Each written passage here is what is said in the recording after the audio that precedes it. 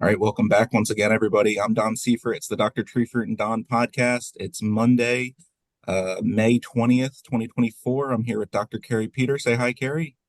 Hello. Dr. Greg Krawczyk. Say hi, Greg. Hello, everyone. And Dr. Shan Kumar. Say hi, Shan. Hello, everyone. Cool. So, Sean and I just literally just before I started doing this recording, we're talking about doing some last minute thinning. So Sean, if you want to give kind of an update as to where we're at, we'll get that out of the way. Sure. Thanks, Don. Uh, Jim Shoup kindly agreed to take some measurements for me for one of my experiments in on the weekend for Fuji growing in Freck at Adams County. And the average size of the fruitlets was around 20 millimeters.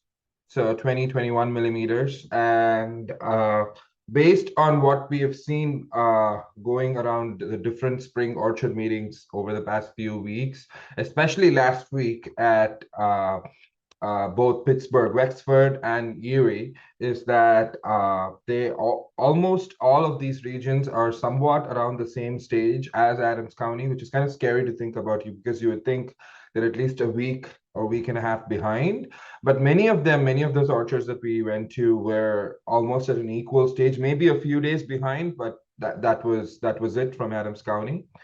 But coming back to last minute thinning, is like there is one more opportunity to thin for most of the state. Unless you're behind, you might have more opportunities. But if you're at 20 millimeters, average 20, 22 millimeters, this week is probably your last week of thinning, especially true in southern Pennsylvania and places which is equal to that. So I would say your option for thinning here would be ethereal. That's your only option. A seed works well too, but a seed works well until from 15, 16 millimeters to about 20, 21, 22 millimeters. So your best bet for thinning would be ethereal or ethafon.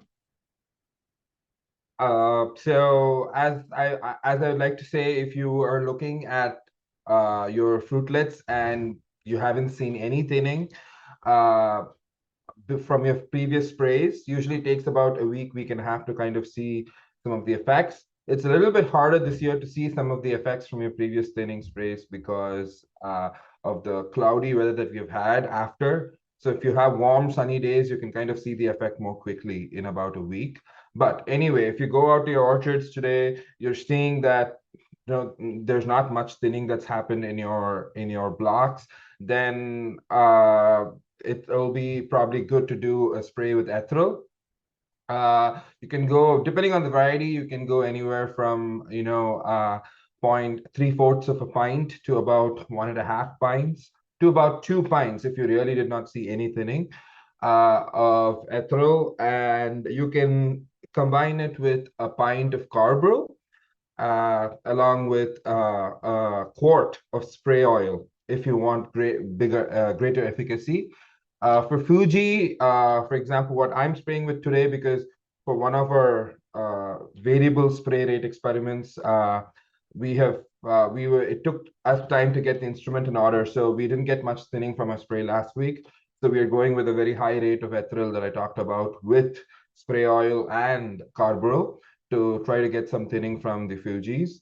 But you can kind of tone down for other varieties based on how they respond to thinning. Maybe you want to remove spray oil, maybe you want to remove carbaryl, and ethereal should be fine by itself. It just depends on how much thinning you want from that particular variety or how much it's been thinned already.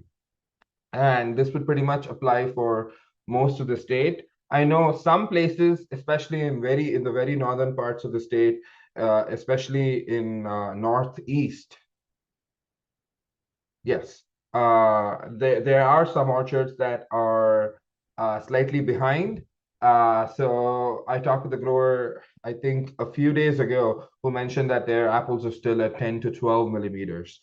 So there are some orchards around the state that are behind, depending on the geographic location. So these are good days Monday, Tuesday to use sprays like Maxell, 6BA compounds like Maxell, Exilis, and or NAA-based compounds like like Promaxa, Protone, and all of that. So if your fruitlets are in that 10 to 12 millimeter stage, or up until 15, 16 millimeters, they should work fine.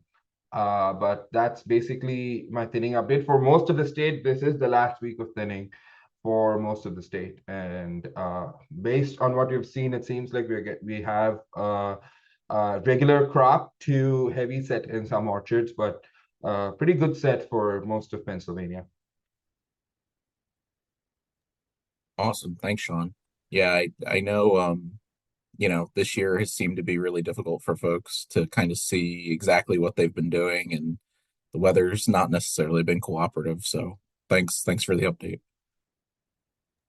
Thank Uh, you. yeah. Greg, you're next around the screen on my Zoom. So if you wanna give your update.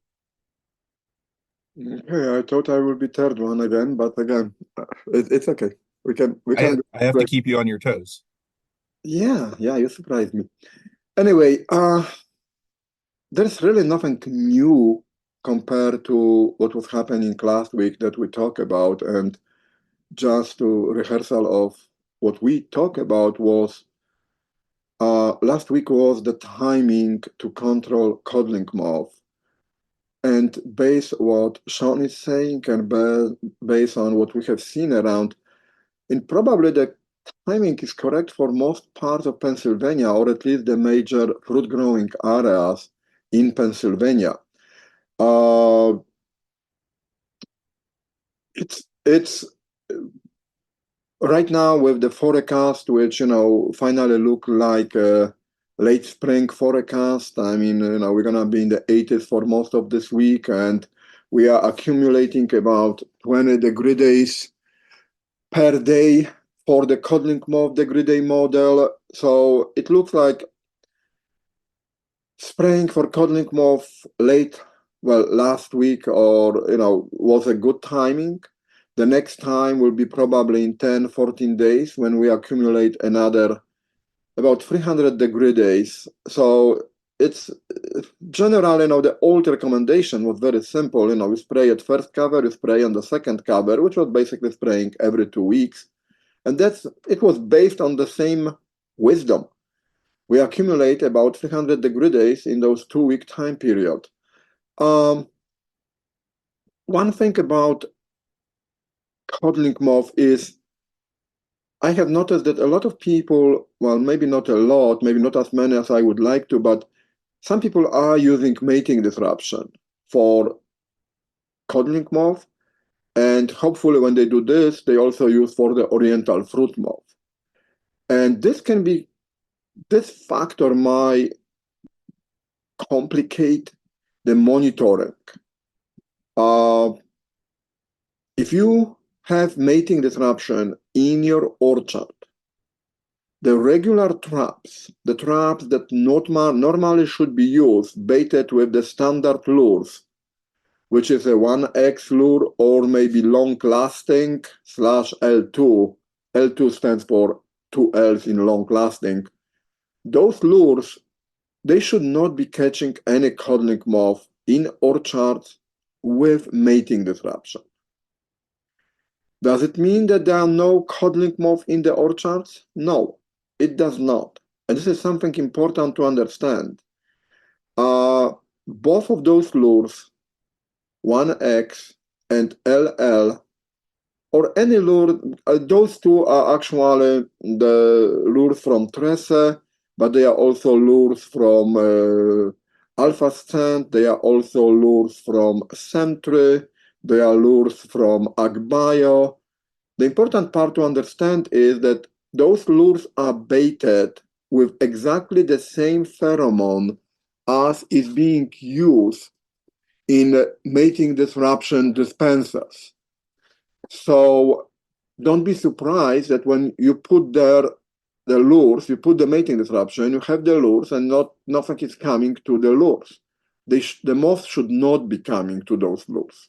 And that's the easiest check if mating disruption actually works. However, the issue becomes a little bit more complicated when you start using codling moth DAC lures, which are lures that were developed to monitor codling moth population under mating disruption. Those lures also are attractive because of this additional component. They also, to some point, attract females, and they also attract males despite being under mating disruption. So I would say that if you actually have a mating disruption, having one trap, either 1X or L2, is good, but to get a really good perspective of what is happening in your orchard, adding traps baited with this codling moth DAC lure is almost necessary. This will tell you if the codling moth is still there, because under heavy pressure, you might not be catching anything in the traps, but you still might experience moth matings. And since mating disruption does not kill anything, mated females will still lay eggs, and those eggs will hatch, and you still might end up with larvae in the fruit. When you have DAC lure, this lure will tell you that those moths are out there. It will give you some idea about the numbers, and then it should help you decide, should I still spray despite having mating disruption in my orchard? So this is something to remember, that even if the 1X lure is not catching anything, it does not mean that the moths are not there. And when the DAC lure is placed, it will tell you if the moths are there despite having mating disruption. It's almost become a cliche phrase, but remember that what you monitoring right now, what you're seeing right now with all the insects that you're using pheromone traps for, is actually not a reflection of what you did this year, but it is a reflection of what happened last year in the second part of the summer. You're monitoring moths right now that survive your whatever management practices you did the previous season. And this is important to understand, and don't be, disappointed that, oh, I sprayed Altacore and I'm still catching moths. The Altacore does not have any impact on adult moths. It only controls larvae, but does not have any impact on adult moths. Other products, maybe if you use pyrethroids, they actually can kill some adults, but you don't want to use pyrethroids for a number of reasons, and we can go there at some other time to discuss why, but I mean, please don't use pyrethroids if you really don't have to. Another thing about products that you're using to control codling moth, because leaf rollers are also present, I mean, tufted is flying, we're getting to the first time to control tufted. Oblique-banded leaf roller, at least here in Southern Pennsylvania, it should start flying based on the weather I see probably in the next week. So using Altacore, using Exirel, using Verdeprim, using Delegate, actually will also be effective against leaf rollers. If your mating disruption is working and you don't have to control codling moth, then going only after leaf rollers might be much easier, because you can go with the, something like Intrepid. You can go with some of the BT, Bacillus thuringiensis based product, and they will be very effective against leaf rollers. However, those products are not effective against curculio, and curculio is still out there. We're reaching this point when we should be done with controlling curculio, and the weather was the way that we should, the curculio should not be a problem anymore. But again, this does not mean that they will never be. And if you had a curculio problem previously, maybe one more time. But this is, based on your experience, not what any monitoring on models tells you. I keep referring in a lot of time in this podcast and in other talks to the NEWA models. And I really want you guys to understand that as good as NEWA models are, they were developed long time ago. They were developed in different kind of orchards. And they were developed in some cases utilizing different lures. So yes, use NEWA. I'm using NEWA in many of my decisions that we do here at FREC or some of our research trials we're doing in the orchards. But at the same time, your experience and what you see in your orchard should always be deciding factor how you respond to NEWA recommendations. I mean, NEWA tells us that this is the good timing, and that's correct based on the average population in average orchard development. Or NEWA will tell you, oh, you should not control anything anymore. I mean, we are at this stage right now with Oriental fruit moth. NEWA is telling us, oh no, the generation is over, all the eggs hatch and so on. And then on Friday, I went to a few orchards where we have traps, and we still had 10, 20 Oriental fruit moth in the trap. What it means? Well, NEWA is telling the population is over, you should not control anything. Reality is, if the males are coming to OFM traps, it means that there are females also out there, and they're still laying eggs, and those eggs will still be hatching. The chance is what you're using for codling moth on apples will also control Oriental fruit moth. However, on peaches, well, right now we are in kind of period that if you're done with the curculio, there's really nothing else to control. So be careful about it. Use your traps as the number one indicator what you need to do.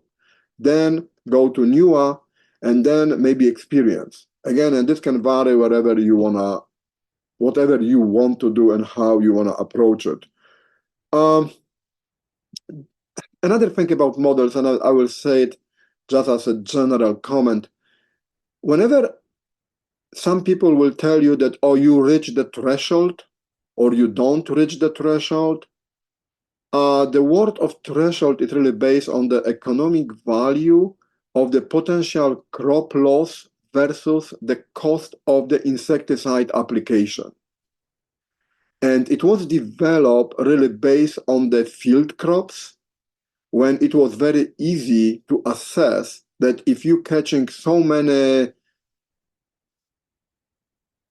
corn borers or so many bugs that feed on soybean, then your loss will be low, then your yield in those crops will be lowered by 5% or 2% or 1%.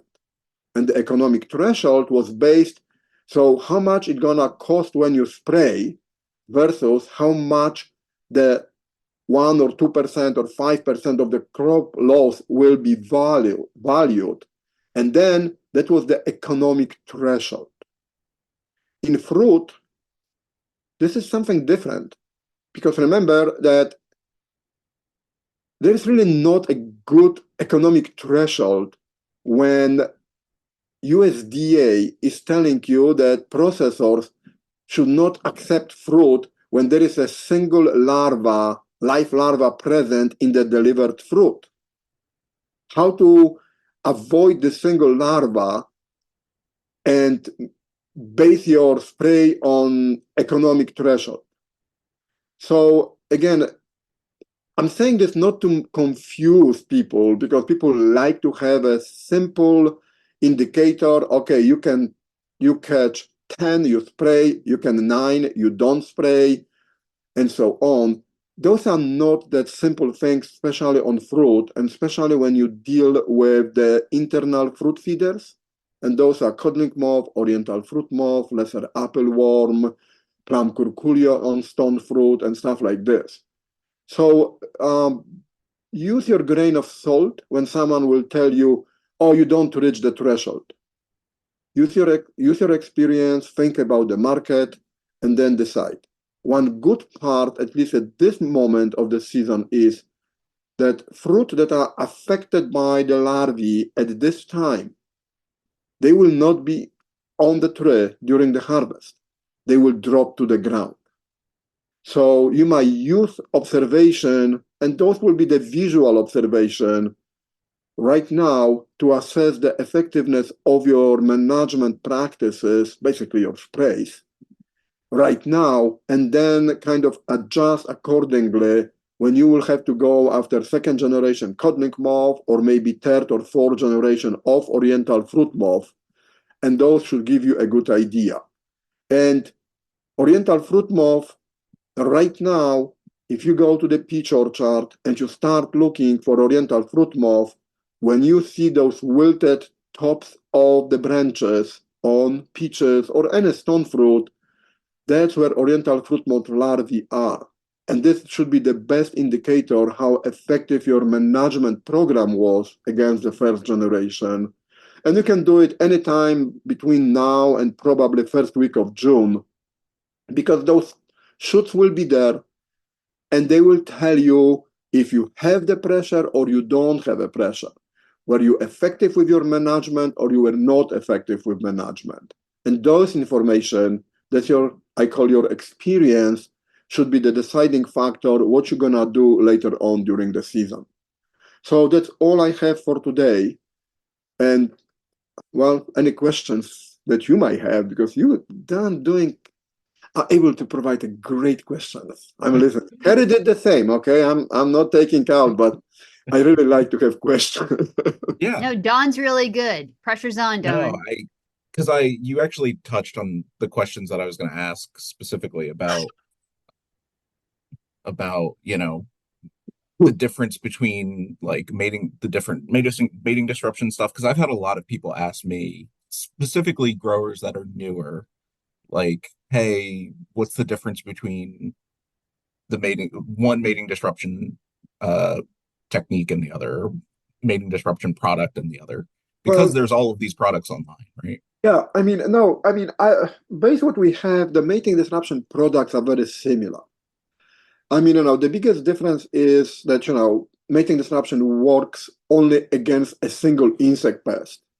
So if you put mating disruption against codling moth, it will help you control only codling moth. If you put against oriental fruit moth, it will be only oriental fruit moth. If you put peach tree borer, it will be only peach tree borer. You put dogwood borer, it will be only dogwood borer.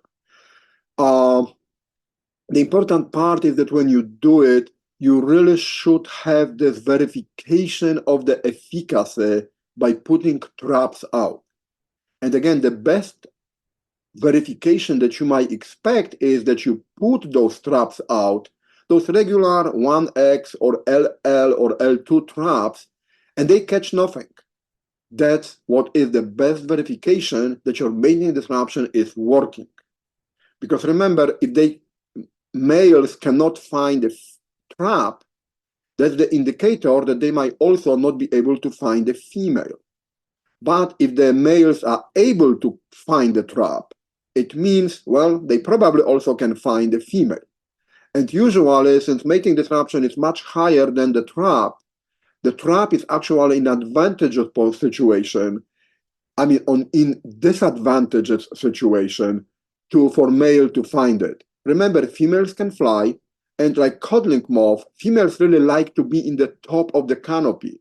That's why we put those codling moth traps on those bamboo sticks in basically this upper third or as high as possible of the tree canopy, because that's where most of the female calling, which is translated into releasing the pheromone, actually happen.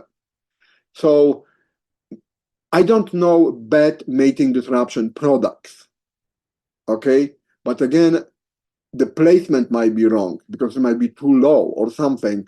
And then it might be a problem. Or if you use something like puffers, which you put only 2 per acre, You put some dispensers at 200, you put some dispensers at about 30 few per acre, or you put 2 per acre. And when one dispenser of 200 falls to the ground, well, it's 0.5% of the pheromone that is on the ground. When you have one of the dispensers that you put at 30, well, it's 3%. But when you have a puffers and one of the puffers or the devices fell to the ground, you're losing half of the pheromone that's supposed to work for you. So that's why we rather stress, and especially in our orchard here on the East Coast, puffers might not be the best option for us. Go with the hand applied, and the dispensers have to be in the place correctly in order to work. So long answer for a very simple question, but I want to reemphasize it. So yeah. No, that's good. Yeah, because like I said, I get so many questions very specifically about mating disruption. So any clarification you can provide is super helpful. Great, thank you. Shan, you had something you wanted to add? Yeah, thanks, Don. I just wanted to add some information about ethaphon and temperature. I just as a reminder, in some parts of the state, we do have high temperatures predicted for tomorrow, day after. While the beginning part of this week is a really good thinning. We have some really good thinning days for most of the state. You do want to be slightly careful about temperatures in the mid to high 80s with highs. With the high temperature in the day of mid to high 80s, ethaphon can really work. And I know I've talked with one or two growers, even during the spring meetings when they have used ethaphon and overthinned. Of course, one of them wanted to remove the fruitlets, but so that is something to keep in mind. They can really overthin fruitlets. So if you have very high temperatures like that, consider not adding spray oil to the mix, or also reducing ethaphon concentrations, where if you would have applied 1.5 pints per acre, you can reduce it a little bit to 1.25 or 1 pint or something like that. The other thing is for non-bearing trees, ethaphon also really works well to remove these fruitlets. So you can go with a high rate, 1.5 to 2 pints, with the spray oil and the carbaryl, and you can remove a lot of those fruitlets, or most of them, with a high rate, especially in a high temperature a day like tomorrow. I think in Adams County it is 85. Last I checked, 85, 86. So a very high rate of etheryl plus spray oil plus carbaryl can really remove most of your fruitlets in young trees. So I guess you can use it to your advantage the hot days, but that's it for me. Thanks. Awesome. Thanks, Shan. And Dr. Peter, last but not least. Okay, all right. So I have a couple of things that I wanted to mention today that came about during the last couple weeks of the Twilight meetings, particularly this last week. So first, I just want to mention NEWA. So I think, so shout out to the growers who I still need to reply to your email. I did see it, who are going to be filling sort of the NEWA desert in Pennsylvania. So we have some areas that have there aren't any NEWA stations for people to be able to tap into. And so some growers have stepped up to the plate and said they are interested. So I just want to shout out to those growers that I did see your email. I just haven't had a chance to contact you. But with that said, for anyone interested anywhere, and I'm talking to the Pennsylvania people because we do have a lot of areas where there's sort of weather station deserts. If you are interested, you do need to have a specific weather station to be able to connect to NEWA.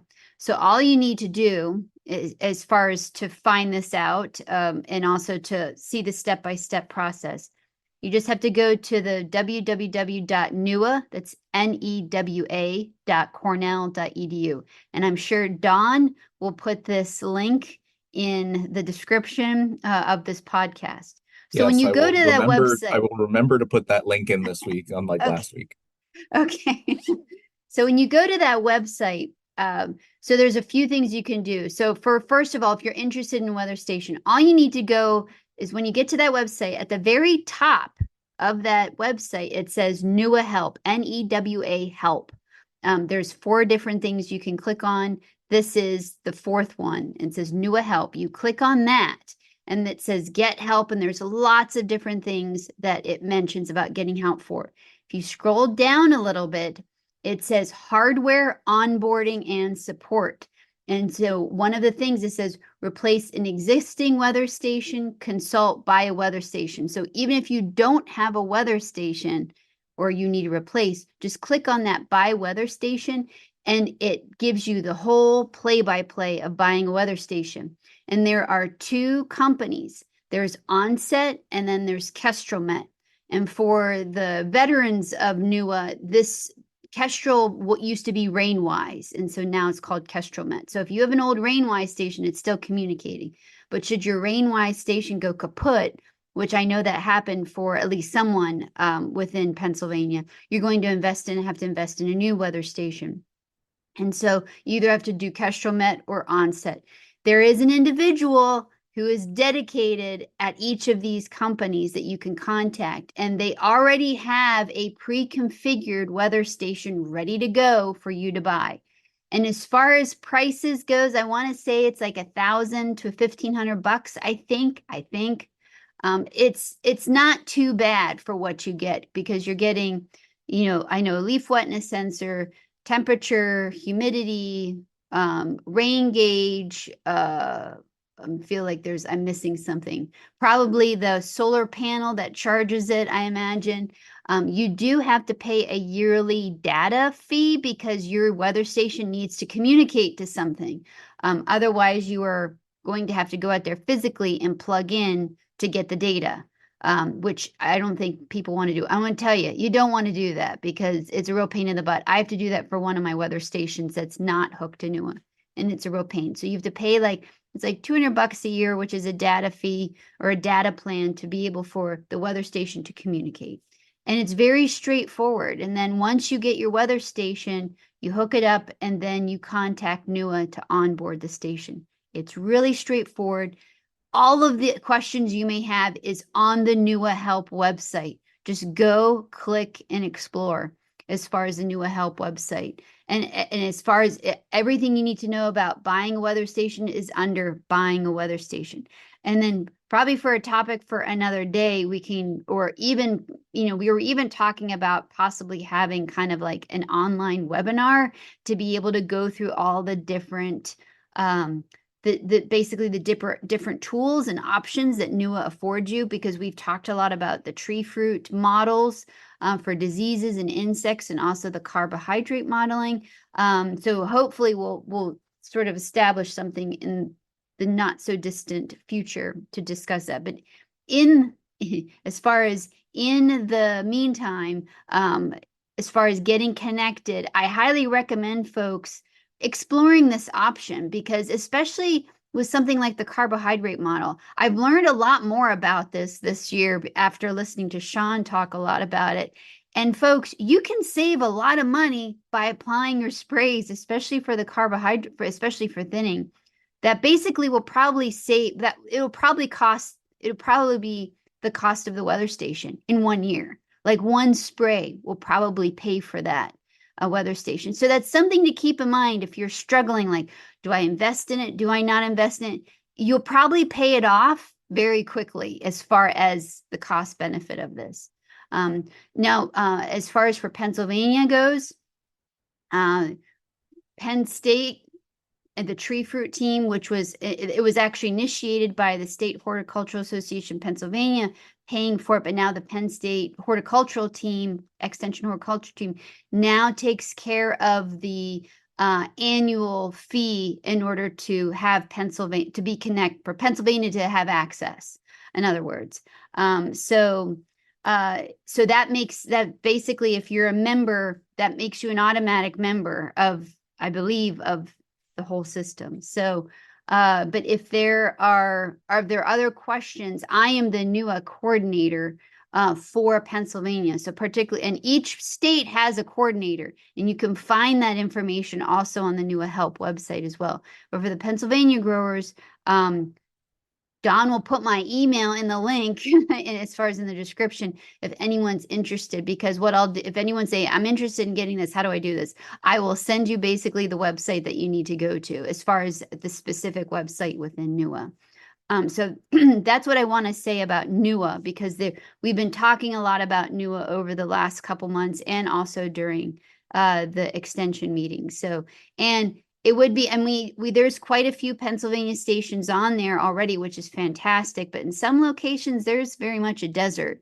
And when you're looking for very specific conditions for your area, you know, that may be your nearest weather station might be 50 miles away as far as on the NEWA website. So hence the investment of being able to basically utilize this tool for really smart decision making for your farm, and in the end saving money. So that is my spiel about NEWA that I said I would say. That was on my little notepad here from the spring meetings. The other thing I want to mention is peach leaf curl. That's another thing that popped up a lot this spring, is the presence of peach leaf curl. I've gotten emails, I've gotten questions, and people saying, I have peach leaf curl, or my tree looks weird, what's going on? So what's peach leaf curl? Peach leaf curl is a fungus, and you see it in the spring, and it looks really gnarly. That's the best way for me to describe it. The leaves will be puckered, there'll be areas raised, they'll be distorted, they'll be colorful. They'll be really kind of twisted up and just, they don't look right. And this is all due to the fungus. They can be different colors. It can be orange and yellows and pinks. And I always joke that this is the fungus that says, hey, look at me, because you can actually see the presence of this disease like 25 yards away with no problem. And I always joke, like, you can see it not only 25 yards away, but going past 50 miles an hour, because it is just that obvious of how it sort of distorts the leaves of the tree. And if you have a heavy infection. There's a very good chance there are folks out there listening who have this disease, wondering what it is on their peach trees. Question is, why do you have it? Well, the only time to manage peach leaf curl is when there are no leaves on the trees. The reason why is that the fungus lives in the buds. And right now, with leaves on the trees, the buds are, those buds, or those spores are protected in the buds. So the time you need to treat for peach leaf curl with a fungicide is either in the late fall when there's no leaves on the trees, or the late winter, I'd say very like mid to late winter, before the warm up comes, before the surprise warm up comes, when the buds swell, to be able to treat your trees with a fungicide, because that is when the spores are exposed in the buds, is when there's nothing on the trees. And I mean nothing on the trees, not 10% leaves, not 25% leaves, because I've had heated debates about this with people saying, well, a peach leaf curl spray is when 50% of leaves fall. No, you need 100% the leaves fall, because the spores live in the buds, and those spores are going to be protected if there's any kind of leaves on those trees. Like now, there's nothing you can do about the disease right now, absolutely nothing. So don't be spraying your trees willy-nilly thinking you can fix this problem. You can't fix it now. And the reason why some years are worse than others is because of the cool spring we had. So what happens is that if the buds are still infected, the spores are still in the buds, what happens is, as the leaves are slowly coming out, those spores will roll out into the leaf, and you have typically cool, wet conditions. And that's perfect conditions for the spore to cause infection, and you get the gnarly nature of the leaf. If you have a really fast warm up, it doesn't give enough time for the spore to roll out and cause infection. So the warmer it is, the faster the leaves come out. There's just not that time, because there's a sweet spot where the leaves are susceptible as the spore is rolling out. So what to do? So, okay, first of all, right now, if you have the disease, if you have peach leaf curl, there's nothing you can do right now.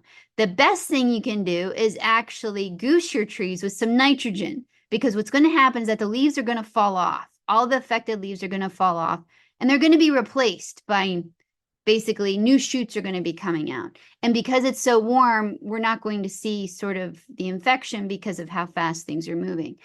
So my recommendation for folks is that, goose your trees with nitrogen. That will encourage more growth, compensate for whatever's infected there.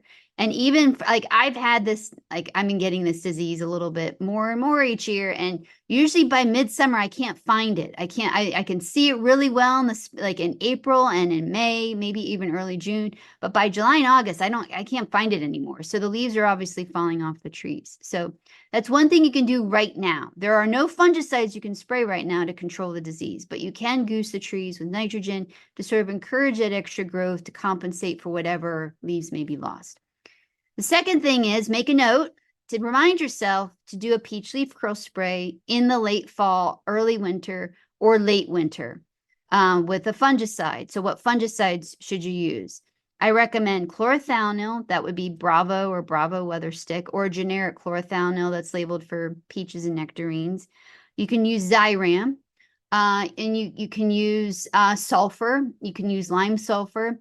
You can also use copper, and I have copper last because I keep hearing from people that they haven't been real happy with their copper sprays for peach leaf curl. Now, this could be for a number of reasons. One, it could be a mistiming. Two, maybe the copper isn't high enough as far as the concentration, as far as the rate you want to be applying. I would still apply that 2 pounds of metallic copper per acre. If you're using Coside 3000, that would translate into 6 pounds per acre. So it could be a few reasons why copper, but I would say for folks really struggling with this who have used copper and been unsatisfied with copper, copper is a general biocide. It should work. Why it's not working, not sure. Like I said, there's could be a few reasons, but if you fall into this category that you aren't happy with your copper spray, let's try something else. Try chlorothalonil, try Xyram, try sulfur, lime sulfur. And do it twice, especially if you have a real heavy infestation. Do it in the fall and then do it again in the late winter before any warm up, especially on early varieties. Early variety peaches and nectarines, it's not unusual for them to have a little bit of bud swell during that freak warm up that we have in late January when it hits 70 degrees. So you really need to be mindful of when you're putting on these sprays because that warm up is enough to cause those buds to swell. And don't push this off because those buds are going to swell whether you see it or not, because I've seen people get caught with this in the past where they delayed that dormant winter spray way too long and then they get caught with peach leaf curl. So just to wrap up peach leaf curl, if you're seeing it now, nothing you can do. Don't be applying fungicides crazy to control it. It's a fungus. It lives in the buds. You have to wait until when all the leaves are off the trees, when the trees go dormant, whether that's late fall, early winter, late winter. As far as what to do now for any heavy infestations, apply some nitrogen to get the leaves going again as far as to help compensate. Nectarine and peach trees are pretty precocious. I don't believe, peach leaf curl, you want to get it under control, but 1 year is not going to make or break you with regards to setting you back. But so that's hence why I'm thinking a dose of nitrogen to just help the leaf growth, producing more leaves, producing, having those organs for photosynthesis to feed the tree. So that's peach leaf curl. The last thing I want to mention about peaches is bacterial spot. And so this is another topic that came up during the winter meetings, especially with the use of copper as a general biocide, as a rotation partner to control bacterial spot. And this will be on all stone fruit except for really cherries. I don't really see back spot on cherries. So we're talking nectarines, plums, peaches, apricots. And some products are labeled for apricots and plums, whereas others are not. And so like oxytetracycline is another product that can be used to control bacterial spot, but it's only labeled for peaches and nectarines. You cannot use it on apricots and plums. So products you can use on apricots and plums is copper. Copper is one of them. But also read the label because not all coppers are labeled for apricots and plums, but even though they get back spots. So one thing I want folks to remember about using copper are the do's and don'ts. This is a healthy reminder because I got questions about peach trees or nectarine trees during the meetings where I was asked, is this bacterial spot or is this copper phytotoxicity? And it can be difficult to tell the difference. However, there are some key features for you to zero in on to know the difference between the two, because once you see it, basically you'll be able to recognize it every time. So first of all, bacterial spot creates angular lesions, and you always see it associated with the veins, hence the angular nature of the lesions. So I always tell people to remember A in bacteria, A in angular. So as far as remembering what the shape of lesions are. You will often see yellowing, throughout the leaf, or basically starting at the base of the leaf and expanding, and eventually those leaves will fall off. With regards to with regards to copper injury on leaves, this is different. Copper injury, it's a general biocide, so it's going to cause phytotoxicity. And the copper that you're using, it is going to basically stick where it hits. And so you're going to have a randomized appearance of spots on your leaves where there could be basically copper injury. And the copper injury is always a round hole, and it's random. It's not associated with veins. I mean, you may see it with veins, but it's random. It looks like a spray pattern on the leaf. It looks like Swiss cheese. And as I tell people, it's another mnemonic device, is the O in round, the O in copper, as far as the shape of the hole. And also, you can have lots of holes on the leaves and the leaves won't fall off. And this is in contrast to backspot, where it doesn't take very many lesions to cause defoliation. Actually, for copper injury, it will be the oldest leaves that will be falling off first because of the repeated copper applications. Now, as I mentioned, copper is a great it's a great biocide in the sense it kills bacteria, fungi, but it also kills plant cells. Now, there is a way to sort of limit that phytotoxicity, and it's really important to address this because we are in pretty good conditions for bad phytotoxicity for copper. And why that is, it's because copper, the fixed coppers that you're using, these are copper particles that have the copper ions attached to it. And how it works is when you're spraying the copper solution on a leaf, those ions are gradually released as those particles get wet. And so if you have really wet conditions, you're having those ions fly off the particles a lot. And so during slow drying conditions, you have lots of ions flying off the copper particles that can create some bad conditions for basically the copper, not only killing the bacteria, but still going forward and killing the plant cells. So you may see an increase in phytotoxicity during slow drying conditions, like what we've been experiencing over the last month. So you may want to pull back on the copper during those slow drying conditions, because if it's persistently wet, those copper ions are constantly being released from the particles, and then it just increases the chances of phytotoxicity. So be mindful of rotate around. Don't always lean on copper. Another thing to do is you don't want to do is you don't want to tank mix coppers with any products that are acidic, because copper products or copper becomes more phytotoxic under acidic conditions, meaning the copper ions are flying off of those particles much more rapidly under acidic conditions. So what don't you want to do? You don't want to be tank mixing with any adjuvants that drop the pH. Check your spray mix to see, or I'm sure your spray tank, just to see what the pH is. Anything below 6 is going to be, that's a hot solution for copper. So you want to be, this is going to solubilize the copper, meaning it's going to basically release all the copper ions from the fixed nature of the copper particle.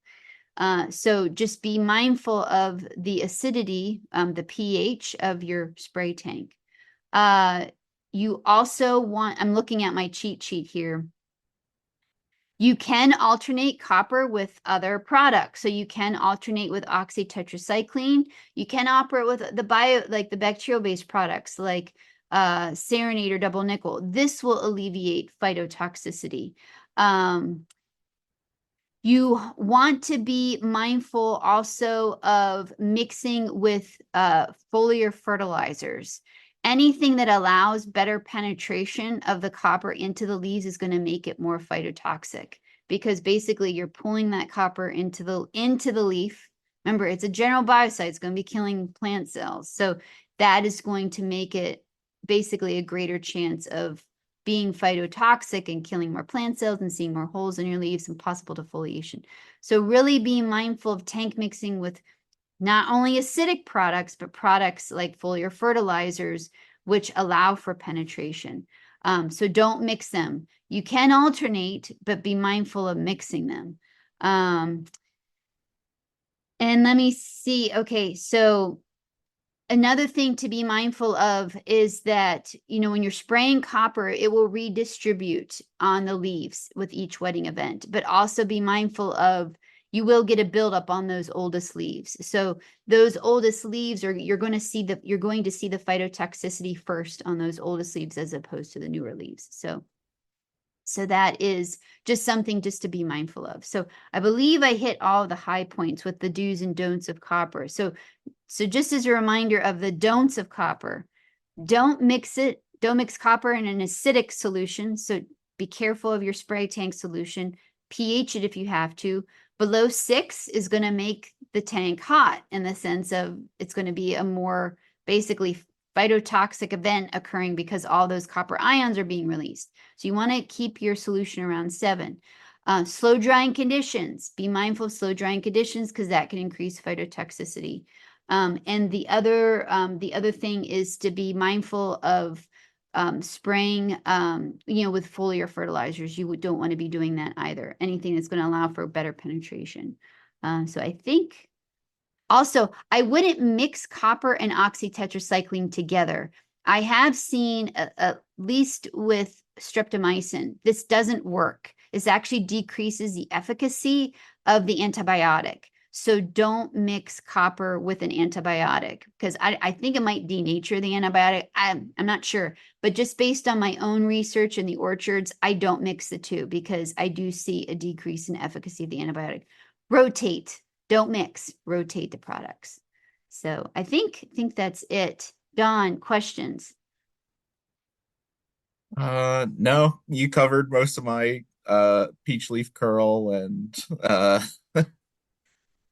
just copper versus damn it. Yeah. All of the questions that came up during my meeting are the questions that I got. Yeah. That I get routinely. So I probably need to do another review as far as an article goes to show side-by-side pictures. There is an article on Penn State Extension's website, at least I think there should be, that shows a side-by-side comparison, because this was a real big pain in 2015. And I will say, some coppers, also another thing to note is not all coppers are created equal. And I think that's a really important comment to make, because there are soluble coppers, meaning all the copper ions are available right there and then. You can make it a fixed copper. You can make a fixed soluble copper by adding lime to it. That will bind up the copper ions and slowly release them. And then and then you have the fixed coppers, which are copper particles that have the copper ions attached to them. And even then, those are all different based on particle size, distribution of the particles, the pH of basically the solution of the copper, that does vary. For folks spraying Cueva, that is a slightly more acidic, believe it or not, a slightly more acidic copper solution, because I believe since it's liquid, they need to drop the pH a little bit to maintain it in the liquid form. And when we tested it, I believe it's pH 5.5 or 6.5. It's low. It's a little lower than I anticipated.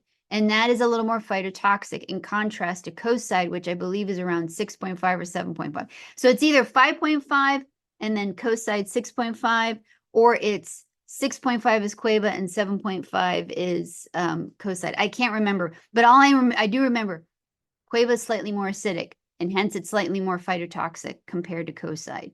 Coside is slightly less phytotoxic. So, and another thing to know is peach varieties, nectarine varieties are also vary in their susceptibility to phytotoxicity. So let's add another wrench to the whole confusion and frustration of it all. So just be mindful of using copper, especially now, since it's like raining or foggy or wet all the time. So, And I'm sure this is probably actually an entirely different podcast, maybe during summer. But you know, like you said, there's all these different types of coppers, and I'm sure people are like, okay, so which one do I pick? How do I yeah, pick which copper? that could be a whole episode, I think. Yeah, Maybe we I should think it do probably that. could.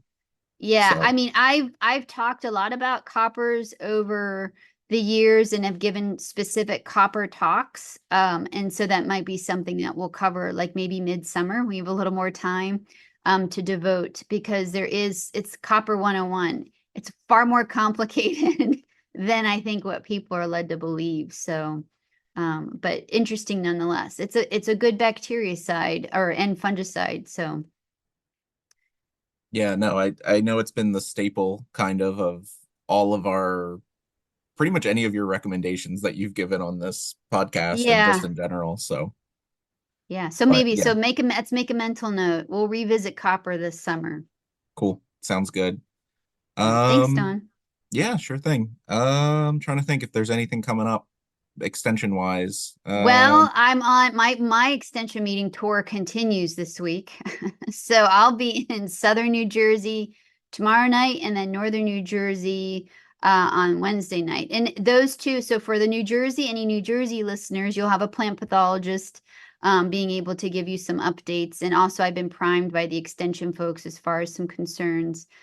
For those of you who are probably aware, Dr. Norma Lancet, who is the tree fruit pathologist for Rutgers for New Jersey. He retired at the end of January. So they're trying to get folks to sort of fill the void until Rutgers officially fills the void. So Cool. Good for him. Very jealous. yeah.